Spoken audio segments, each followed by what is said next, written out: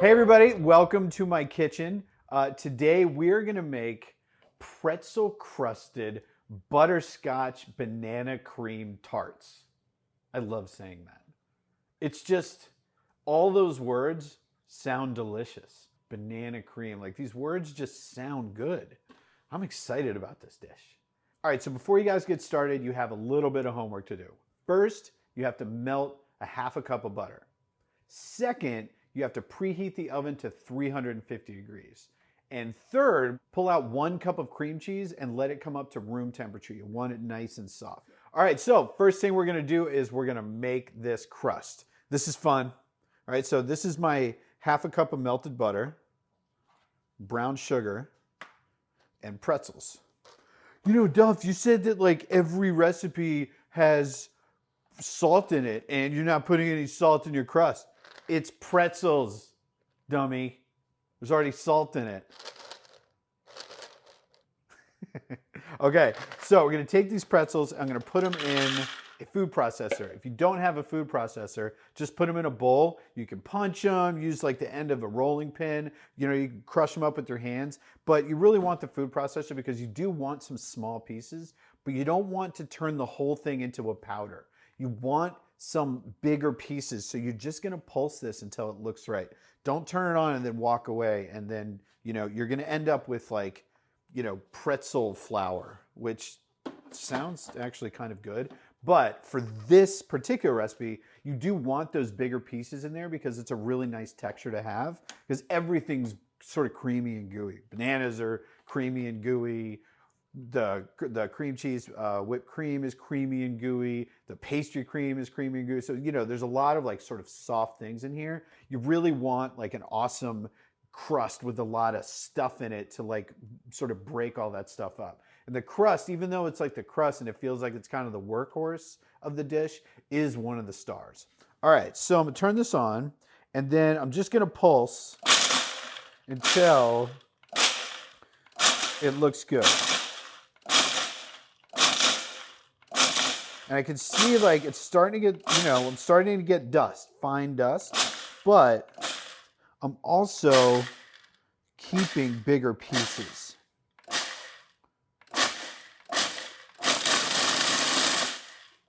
Let's see. I think a little more. If they're too big and you only have big pieces, it's not enough smaller pieces to keep the crust together.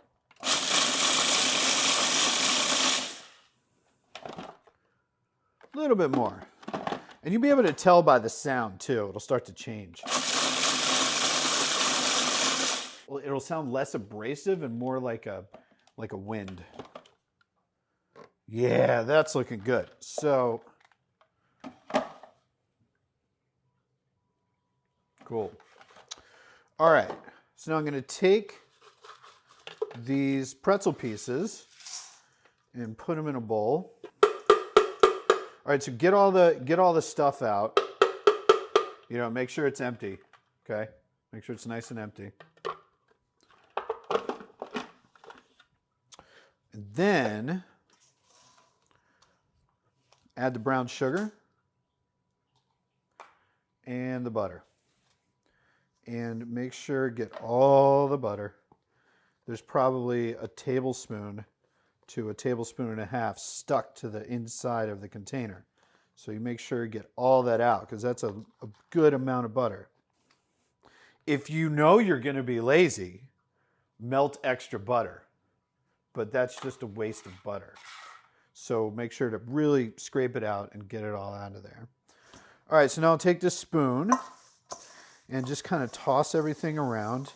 And you gotta make sure you mix this up real good. You don't want chunks of brown sugar in there. All right, and make sure to kind of, you know, mash it down whenever you see like a, you know, a big lump of brown sugar. Get it out. Okay.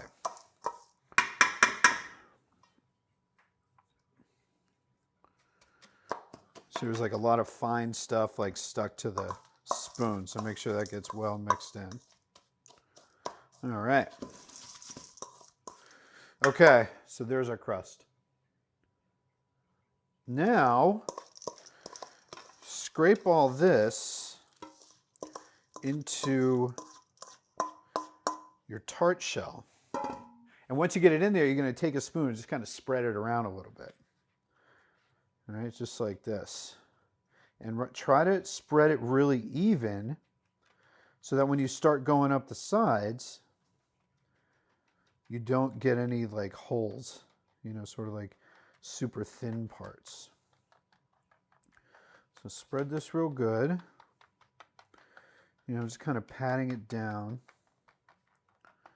All right, and make sure you get it thicker at the corners so it doesn't fall apart when you try to cut it. Okay. All right, so now I got it to this point. Now what I'm going to do is do the rest by hand because you really need to sort of finesse this crust into place. So give it a nice little pat. And then just with your thumbs, just press into the corner here. Just like this. And as you press into the corner, the crust will sort of rise up. Will kind of rise up the sides. Okay. And then, once I've got the crust sort of risen up, then what I'm going to do is take both thumbs and go around and just even it out.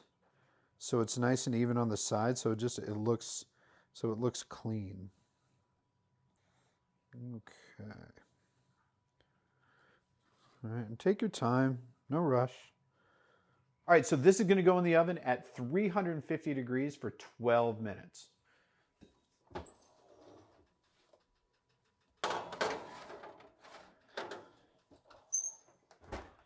All right, so while the crust is in the oven, let's start the vanilla pudding. So some puddings have eggs, some puddings don't. This one does not. This is just a sort of old school, simple, classic vanilla pudding. If you want to buy like instant pudding, like you can. Just don't put my name on that recipe. Okay, so now first, I have a towel. And what I'm going to do is I'm going to get it a little bit wet, just a bit, right? Not like sopping, just a little moist. And then I'm going to lay it on the table like this, and then put the bowl on top. And what this does, this allows me to do stuff and whisk, and I don't have to be holding the bowl. If you don't put the towel down, the bowl's just going to spin around. It's really kind of annoying. So this will keep it from moving while I'm doing other stuff. So first thing I'm going to do is add sugar, cornstarch, and salt into the bowl. And I'm going to mix this up. Right, mix it up so you want the sugar and the salt to really break up all the lumps that are in the cornstarch. Okay, just like that. That's good. All right, now I'm going to turn the stove on, and I'm going to heat up the milk. So you want to watch the milk and make sure that it doesn't scorch and you don't want it to boil over the sides. So I'm going to give it a little mix, you know, just to keep it from burning on the bottom. But careful with milk when you put it on the stove, because it will go from like just this nice, you know, calm little simmer to a volcanic eruption in 0.7 seconds. And it makes a huge mess, and it's hard to clean. All right, so this is nice and warm now. And what I'm going to do is I'm going to pour the hot milk into the cornstarch mixture, right? And what you're doing, this is called tempering.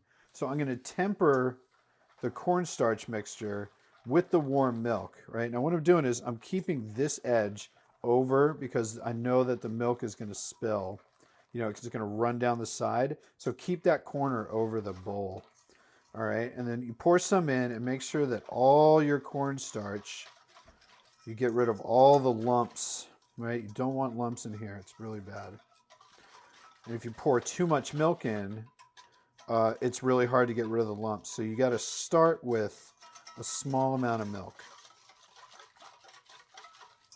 All right, get it all off the sides. You can kind of just do that. All right, make sure none of it's sticking. You'll feel the whisk. It'll grab if it's sticking to the sides. All right, there we go. So now I'm going to pour this in here.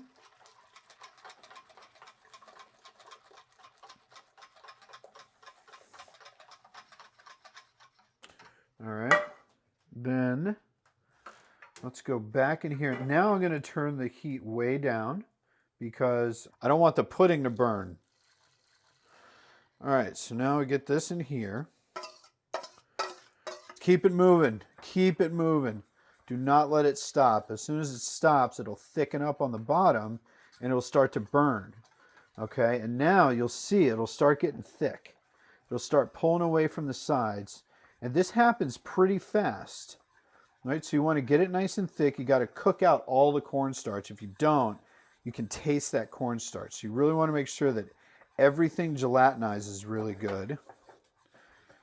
You see how thick it's getting.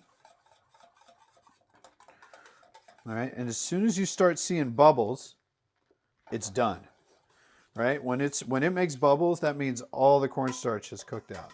So now I'm going to get it out of here. Let's get it out of the pot. Okay. Turn the stove off. And now let's scrape everything down. Now, you can see I got a little dark on the bottom, but that's not burnt. So that won't taste burnt. If you can see that it got darker underneath there, then make sure that you don't scrape it and get that flavor into here. Just leave it in the bowl, and that way you won't ruin the rest of your pudding.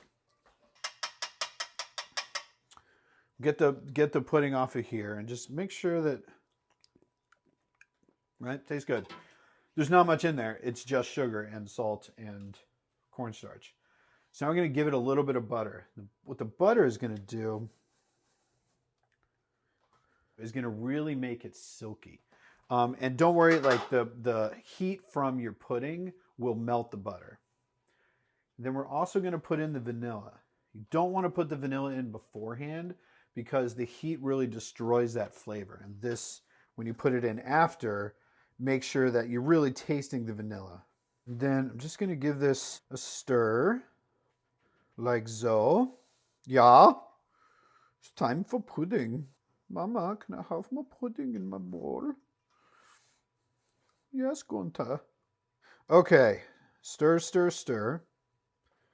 You'll see the butter's all going to melt and incorporate. Anytime you have like, a cornstarchy product like this or an eggy product like this, it's good to add a little bit of butter at the end.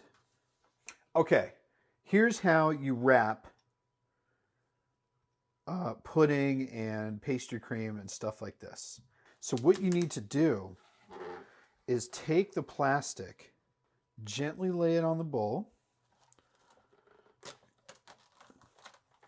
cut that. Okay, and then gently touch the plastic to the surface. And then what this does is it keeps that skin from forming. And once this cools, this will lift right off. It's not like it's going to stick to it. Okay, so now we're all nice and covered. Now we go to the fridge. All right, so keep your pudding in the fridge until it's cool to the touch. Let's check that crust. Yeah, there we go. That's what I'm looking for. You can really see it's got nice and brown now. Okay, so while your crust and your pudding are cooling, let's make butterscotch. So this is a candy thermometer. You can see on the thermometer there are different little words. Firm ball, hard ball, soft crack, hard crack. I am not talking about my lack of belt. What this is this tells you what stage you have cooked the sugar to.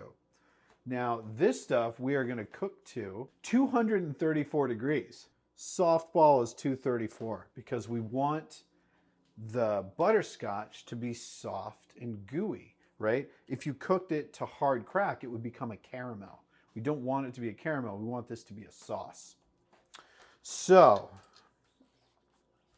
I'm going to put 3/4 of a cup of cream in here. And don't worry, like that is not something you really have to measure. You just want to keep some back because if your sauce can get too loose. All right, I'm going to put in the brown sugar, corn syrup, and then get it all out. Now the corn syrup is really important. The corn syrup will keep your sauce from crystallizing because corn syrup is an invert sugar. An invert sugar is liquid at room temperature, and it will keep harder sugars, crystallized sugars, from crystallizing as they cook. All right, and some salt. And some fire. All right, you don't have to be crazy with this, but you do have to keep an eye on it. So stir it around, and you'll see everything will kind of melt together. It's very viscerally satisfying, brown butterscotch. And butterscotch, what I find really cool about butterscotch is that, and I just learned this not that long ago, butterscotch is just caramel made with brown sugar. Crazy. Crazy, right? So make sure you get those corners and get all the little lumps of brown sugar that are trying to stick in there. And if you feel any, make sure you like really bust them up real good. Okay, now I'm going to pull this out and just let this cook for a minute. Now, don't leave the spoon in there because you don't want your sauce to taste like wood. You know, like if you put Earl Grey tea in there, you would steep out the flavor of the bergamot in the Earl Grey tea. You leave a wooden spoon in there, you're going to leach out and steep the flavor of a wooden spoon. Don't leave it in the goo. So what we're going to do is we're going to let this come up to a boil. Then we're going to turn the heat down, and I'm going to add the candy thermometer, and that's when we're going to watch the temperature. And as soon as it reaches 234, we're going to take it off the fire. Okay, so now that we're up to a boil, I'm going to give this a little stir. I'm going to let it boil here just for a little bit, just for a second, just to kind of rapidly get rid of that moisture. But this does tend to want to explode. Turn that heat down until it calms down a little bit. And the stirring, now be very, very, very careful when you're doing this. This stuff is hot and sticky, and if it gets on you, it's really going to hurt super bad. So make sure there's an adult when you're doing this, and just be very, very, very careful. Very careful. Caramel is one of the most dangerous things in the kitchen.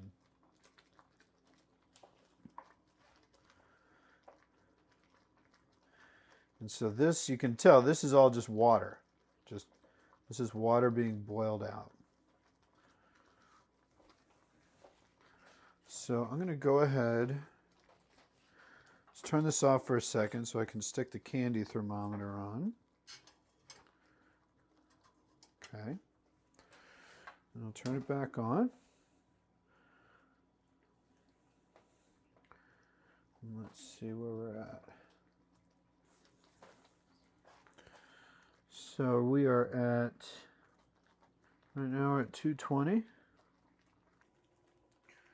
So you'll see that the thermometer will be stopped at, you know, a certain temperature, usually right around 212. We're a little bit hotter than that.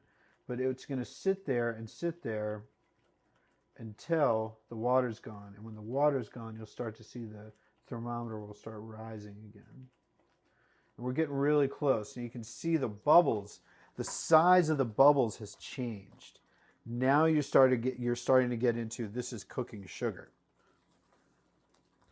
And as soon as it reaches 234 degrees, we're going to take it off the stove, add the vanilla, the butter, and then we'll look at the consistency and see if we're going to add the rest of that cream. Yeah, there we go. So now you can see the bubbles are changing again, and now we are starting to move into softball. So the bubbles have gotten smaller, and the sugar has gotten thicker. You can see how it really changes its viscosity as it heats up. So it's been about 15 minutes, but you really want to go by the thermometer, not by the time. Okay, and we're just approaching softball. Okay, we are there. So now I'm going to turn off the fire.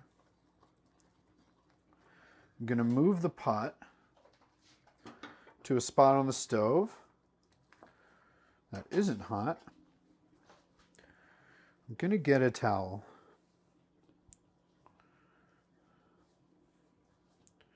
And pull the thermometer off. This is one. Okay. Now, wipe your spoon off real good. Real good. And then hold the spoon under the thermometer and bring it to the sink.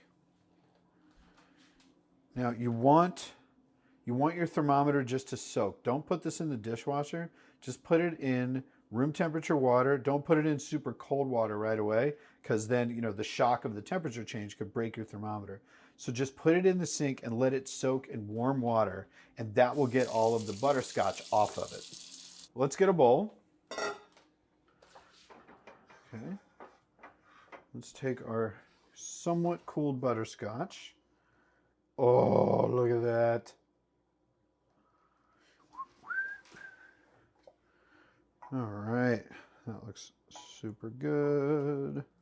Same thing with your pot. Just put water in here and let it soak, and all the sugar will dissolve into the pot, and it'll be really easy to clean.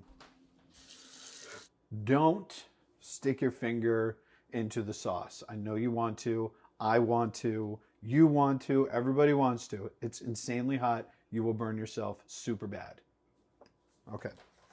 All right, now let's finish the sauce with some butter. This is called mounting. So we're going to mount the butter to the butterscotch. We'll stir this around.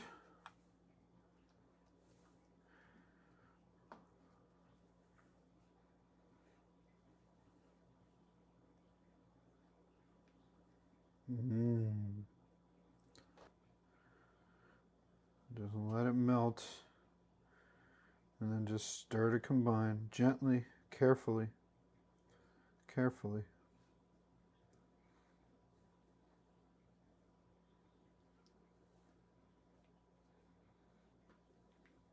So what I'm doing is I'm stirring the butter in, and I want to stir until the butterscotch starts to stick to the sides of the bowl, because right now there's still butter that hasn't been incorporated, and it's keeping the butterscotch from sticking to the bowl. So I'll know that the butter is 100% incorporated when the butterscotch sticks to the side, like right there.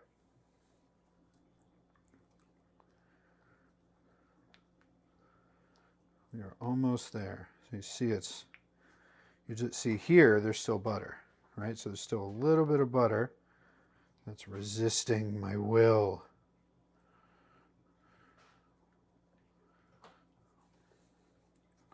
See there, it's sticking. You'll feel it thickening up as it cools. So now I'll add a little bit of this cream. And then we'll check the consistency.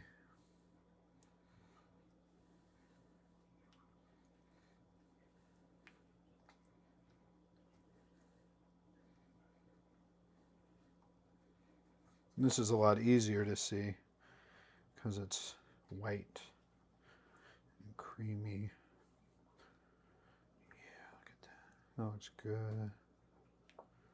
That looks good. And now, feel the bottom. It's still really warm, but it's cool enough that I can add the vanilla to it without losing that vanilla flavor.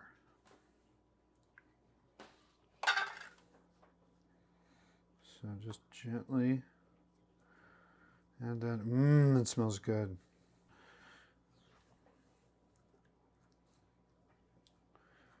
And just keep stirring, get everything incorporated. It takes a little bit. Got lots of different temperatures and different fat contents and alcohol contents that you got to get all this stuff kind of used to hanging out together. All right, now you can taste it.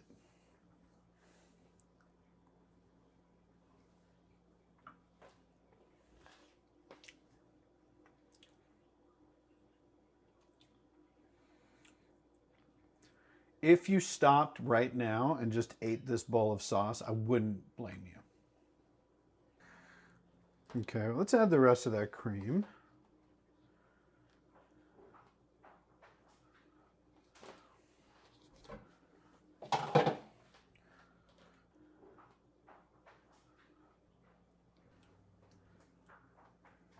Yeah, that is looking all right. And there it is.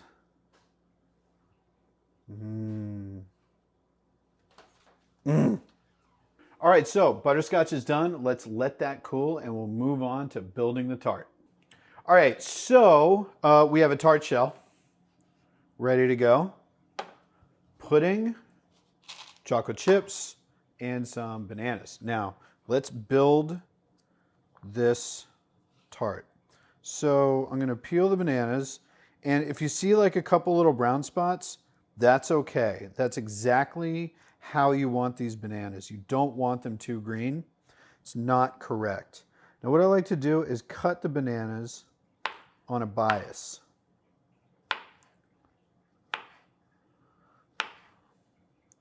Which means kind of cut them sort of diagonally.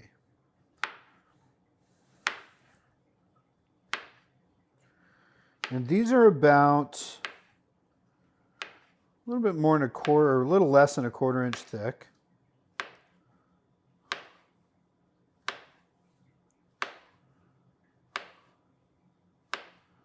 Okay.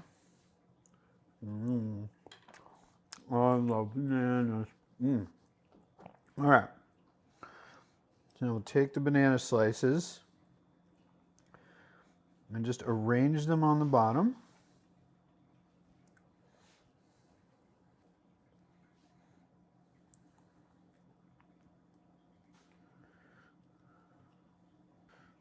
Okay, now what I'm going to do is I'm going to sprinkle some chocolate chips in here. And that's if you want the chocolate. I like chocolate with this tart. If you don't want to have chocolate in here, you don't have to. Or if you want to use like a milk chocolate chip, you could totally do that. Might be a little bit sweet, but you're the chef. You could also get like butterscotch chips and use those. They make all kinds of different sort of flavored chips. Just make sure you use something that sort of makes sense for this tart, right? Like don't use like a creamsicle chip. You know, that might be a little weird. I don't even know if they make that. All right, so I'll get the chips off the bananas. So now we just have a few chocolate chips. What that's going to do is, one, obviously it's going to add that chocolate flavor, but it's also going to give a nice little texture there. Okay, now I'm going to take this pudding, and you want to give it a good stir with a whisk and make sure you get all those lumps off, right? Because as the pudding is thickening, it's going to make these lumps. So give it a nice mix.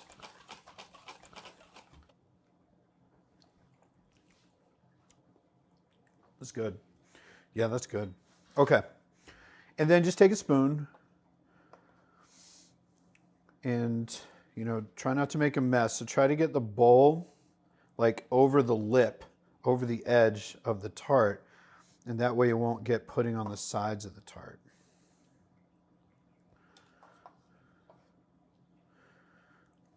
And just get this. Whoa, where are you going? Where are you going, city boy? All right. Ooh, this looks good. This looks good. All right. So you got a good amount of pudding. Now, gently spread it around. And you don't have to get too close to the edge. It will naturally fill in all the little crevices.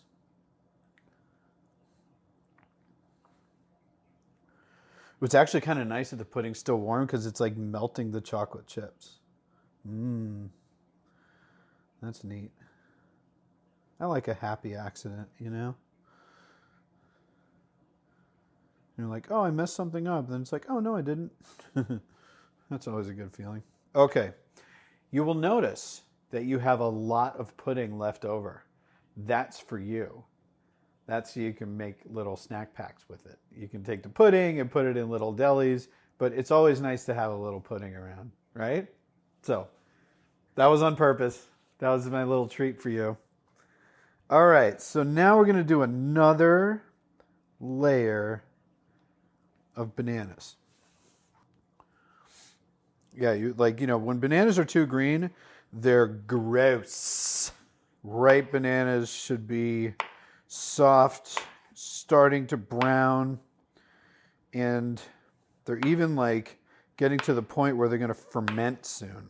So the bananas start getting like this really, really earthy flavor because they start fermenting a little bit, which is basically the ripening process. So like when things get ripe, what's happening is the starch that's in them, and bananas are real starchy, is turning into sugar. And so green banana, that's why your tongue feels weird, because it's all starchy.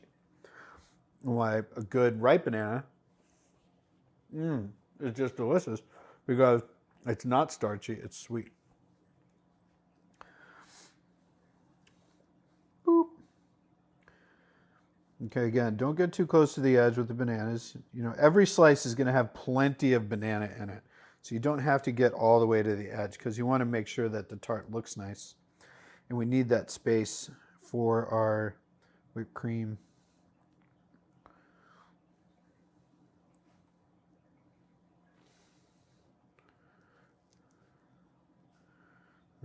Oh no, extra banana. What are we gonna go with it? Okay. All right, more chocolate chips. Not many. You don't need much.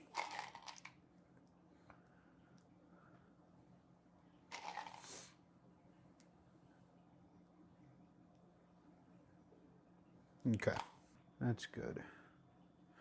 Just getting them all down in there so they grab the pudding and stick. All right. Okay, now your tart's going to go back into the fridge while you're making the cream cheese whipped cream. All right, let's talk about whipped cream for a second. Whipped cream is funny. It's delicious, but it's also super delicate. And so when I make whipped cream, I always try to do a stabilized whipped cream. What I do is, instead of whipping cream, adding sugar, salt, vanilla to it, I whip cream cheese first. And then once I have everything incorporated, then I put the cream in and whip it up until it's the right consistency. What this does is, one, the cream cheese is really solid and stable. And industrial cream cheese like this stuff also has stabilizers in it, and that's going to help keep your whipped cream from falling apart. The other thing is that cream cheese is acidic. It has, a certain kind of acid. That's why it's a little more tart than like just, regular, whatever, just cream. So because you're doing that, your whipped cream is going to have a much sort of deeper flavor. So what I'm going to do is put the cream cheese in a bowl and just get it whipping. Now, unlike heavy cream, whipped cream, you can't over whip it. So just get it going, turn it on, you're fine. You're not going to over whip it. Okay, so cream cheese is nice and soft now, nice and whipped.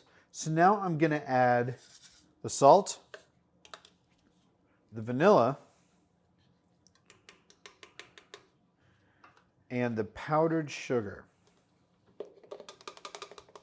Normally, I don't make my whipped cream very sweet. Sometimes I don't put any sugar in it at all.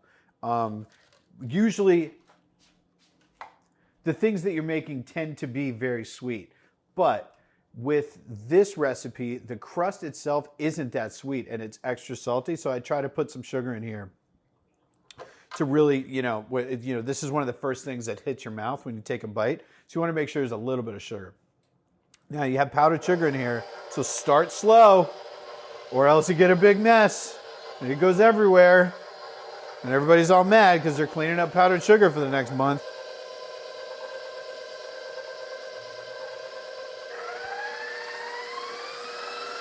Okay, and now that you're getting it incorporated, you can speed it up a little bit.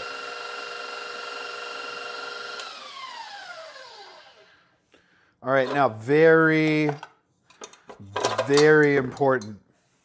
Scrape it down. You got to scrape this stuff down or you end up getting some cream cheese that has no sugar and some that has way too much. So scrape the sides of the bowl and give this a nice little mix. All right, because once you add the cream, there's only a certain amount of mixing that you can do before you start over whipping it. So first, make sure that all of your ingredients are really homogeneous and really well incorporated into the mixture. So when you're putting a bowl back onto the mixer and you have like one of these attachments, what to do is take the attachment and stick it in the bowl and then put the bowl onto the mixer. Because if you put the bowl onto the mixer and then you got to try to fit this thing in there, you end up getting like cream cheese and stuff like stuck to the bottom. And come on, who cleans the bottom of the mixer, right? It's always dirty under there. So don't add more gross stuff to it by trying to sort of like jam this thing in there. Put the attachment in the bowl and then put the bowl onto the mixer. Pro tip. All right, so let's turn that on. Give it a whip.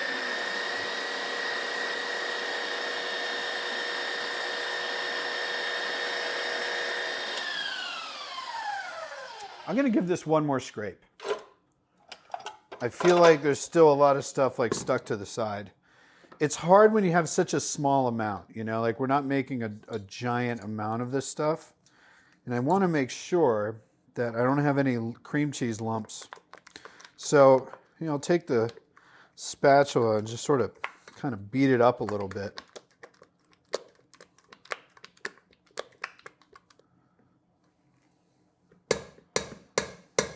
All right, that feels better.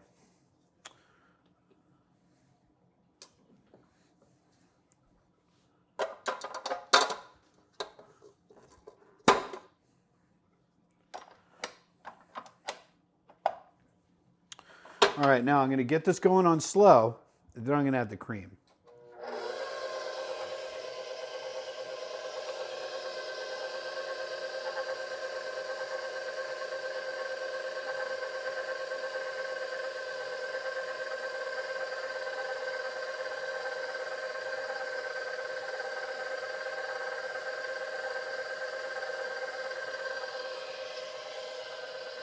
Get it all. All right, that's like 2 tablespoons.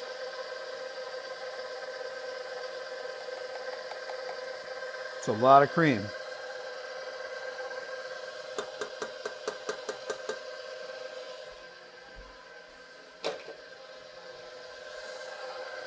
Okay, now I'm going to slowly raise the speed. So you have this cream, which is really loose, and this cream cheese, which is really thick. You need to get those things to combine before it's going to start like really whipping up. So you see it's like starting to, the whip is starting to leave little trails, right? And that's how you know it's really starting to get thicker. So I'm going to go a tad bit faster. And you really start to see this come together.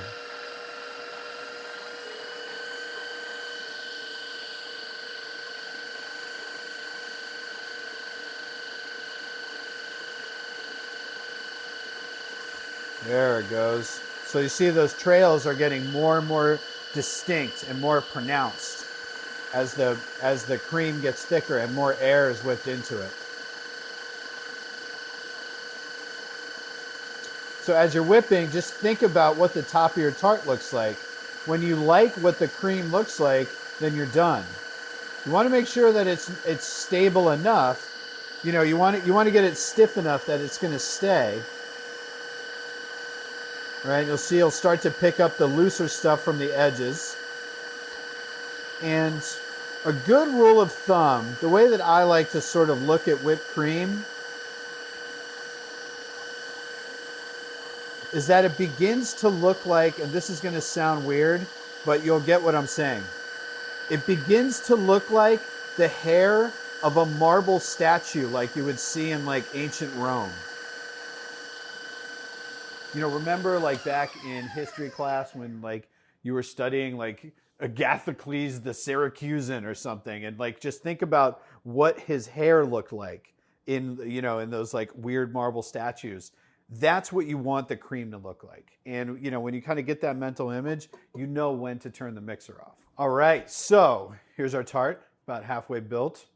We got our stabilized cream cheese whipped cream, butterscotch sauce, and a nice huge bar of milk chocolate. This sounds good. I like all these things. All right, first step. Let's take this cream and we'll get it onto our tart. You're going to take an offset spatula and just gently flatten this cream out. You can put as much or as little as you want. Okay, and I like kind of making a little dome shape here.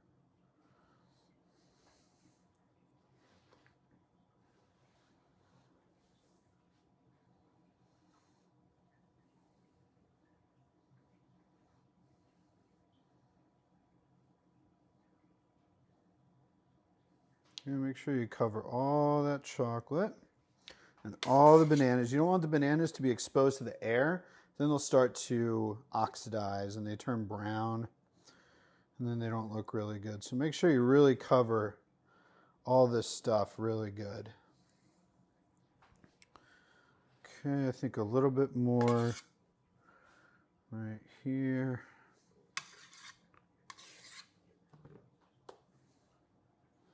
Splat.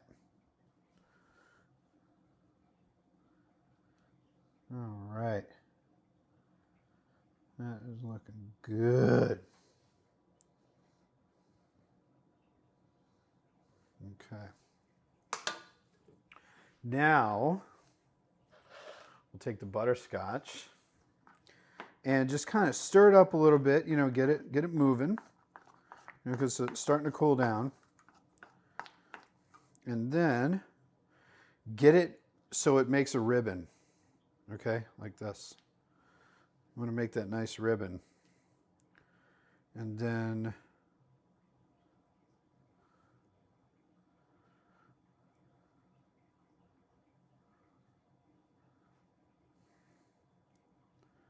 just lay that ribbon down onto your tart.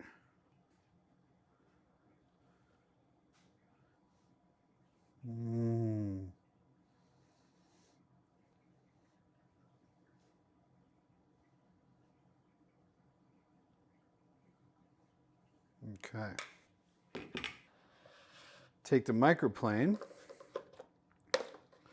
get a piece of that milk chocolate.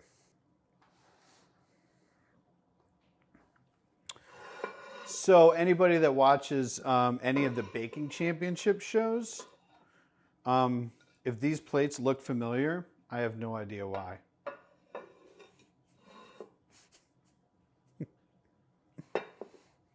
Don't tell Food Network. So now I got a microplane and some chocolate. And I'm just gonna gently, and not, you don't need a whole bunch. This is really more for looks.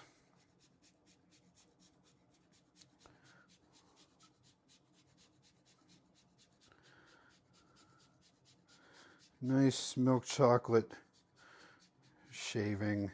Smells super good too. And there it is. Pretzel-crusted butterscotch banana cream tart. This thing is amazingly good. It's super delicious. It really is. It's super creamy, crunchy, soft, gooey. This is a beautiful tart. It's good. It's a good fall dessert, but it's really good any time of the year. This thing is delicious. I hope you guys enjoy. Good luck.